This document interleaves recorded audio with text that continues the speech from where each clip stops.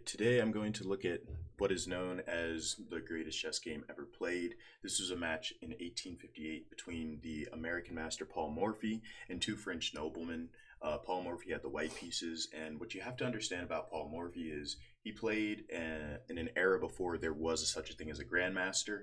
But if there was such a thing as a grandmaster back when Morphy played, he would have been the first. He had such a high grasp of chess knowledge that basically every grandmaster from here on out, their principles are based on what Morphy did. He brought elements of the game that weren't even like around yet, and in all honesty, he seems like a time traveler because what every grandmaster does, how they become a grandmaster, right? Magnus Carlsen, Hikaru, every single one of them, they all go back like a master chef does, looking at other master chefs' recipes, take ideas from the recipes and apply it to their own dishes. But Paul Morphy had no dish to like base his recipe off of. You know, this man was just cooking like in his own kitchen in the 1800s. It was insane.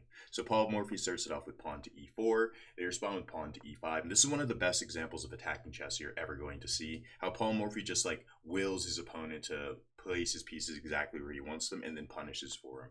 So after d6, Paul Morphy plays d4, and this opens up into the Philidor defense. The noblemen respond with bishop to g4, and now Paul Morphy exchanges for the pawn on e5. Now here, if you were to exchange with black, you capture, and you're just down a pawn in the endgame. It'd already be losing in someone of Morphy's strength level. So to avoid that, black responds with bishop captures here first, and now white doesn't want to capture here. You can go into the endgame like this, is perfectly fine. The engine loves it, but ideally, like, it's even material. Paul Morphy, aggressive player, he wanted to keep things rolling, so he responds with queen captures, and now after pawn takes e5, watches Paul Morphy just pulls the strings on his opponent. This is why it's known as like the best chess game ever played. Watch, he just like pulls the strings like Geppetto here. He plays bishop to c4, threatening the very obvious mate on f7 with the queen, right? So the noblemen respond, defending against checkmate and developing a piece. And now Paul Morphy plays queen to b3, attacking both the pawn on b7 and the pawn on f7. And now black responds with queen to e7, and black's idea here is after the obvious queen takes b7, black's going to respond with queen to b5, forcing the queens off the board and hopefully able to get this pawn on e4 at some point, right? Black's still down a pawn here, and he's much worse. But whenever you have a good move in chess, it's always because your opponent has made a mistake in their position, whether that mistake is induced by you or not. And whenever you have a good move, it's always important to look for a better one. And so here, Morphy, instead of capturing the pawn immediately, plays knight to c3. And this looks like it buys enough time for black to stop the capture of the pawn. Obviously, Morphy wants to get his knight to d5 at some point, so the noblemen play pawn to c6 in order to stop this threat. And then Paul Morphy plays bishop to g5, and this is what I'm talking about, where Morphy's just dictating what he's doing. He knew his opponent was going to play pawn to c6 here because he wants to defend the b7 pawn, and he wants to stop the knight from getting to d5, two birds, one stone. And now Morphy plays bishop to g5 here, and his idea is he's going to capture on f6, ruining black's pawn structure. For example, if black does something like this, black can't capture with the queen because then b7 hangs, so black's going to capture like this, and this obviously wouldn't happen in the game, but at some point, this knight would get to f5. It's an insanely powerful outpost because it's on a light square, and the dark square bishop can never attack it, and this is just horrible to play.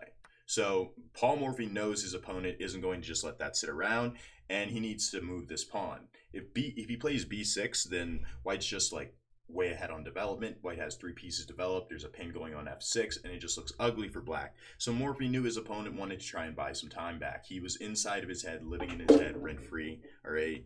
And so his opponent responds with pawn to b5. He's like, now I can defend the pawn, and I get to kick his pieces back, and I gain an initiative, right? After bishop to e2, then all of a sudden the computer thinks the position is almost even because black's going to be able to play moves like a6. He's eventually going to be able to get his queen unpinned, and he's going to be able to solidify his position.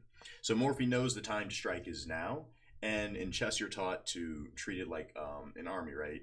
You want more soldiers than your opponent. That's how you win, overpowering your opponent. So you're taught to hold onto your material. But Morphy forgoes this concept in favor of a greater concept. And that concept is your enemy king is stuck in the center of the board, viable to attacks, and Morphy decides the time to strike is now. So he plays the brilliant move knight takes b5, offering up a knight, seemingly for only two pawns, which is obviously a losing exchange for white. His opponent has no choice but to capture back, and Morphy responds with capturing. And again, all these moves have been dictated by Paul Morphy, right? He's played the strings perfectly to this part. The engine loves white's position, and you're about to find out why.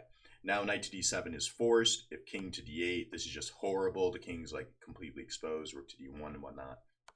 So black tries to solidify everything with knight to d7, and now Morphy castles with the intention of putting this rook onto the open file, getting his king out of the center of the board as well. So there's no queen trade on the board, on queen to b4. And now, obviously, the noblemen defend here with rook to d8, and Morphy once again foregoes the idea of material in favor of the attack, right? All of black's moves have been forced.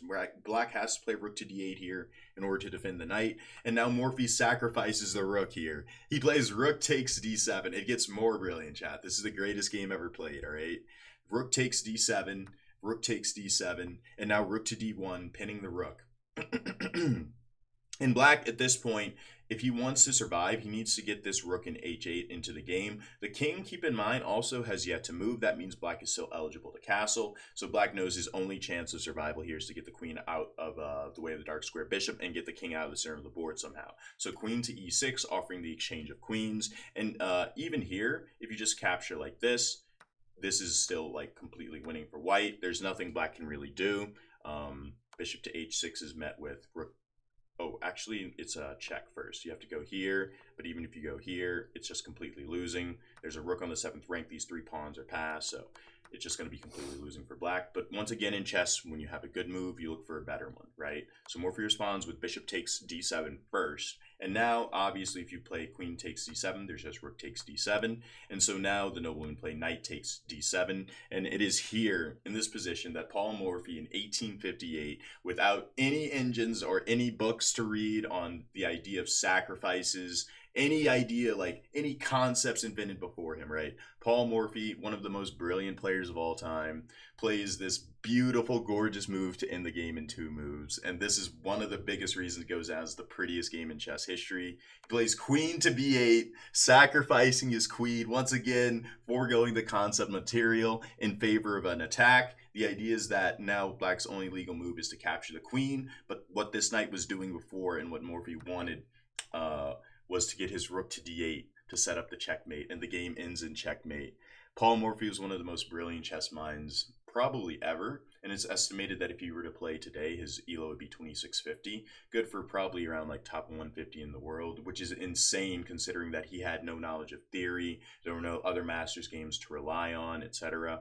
Paul Morphy often remarked that a life spent on chess was a life wasted, but this was also because there wasn't a really competitive chess scene, and I don't think he knew how integral he'd be for pushing chess forward as the game grew on.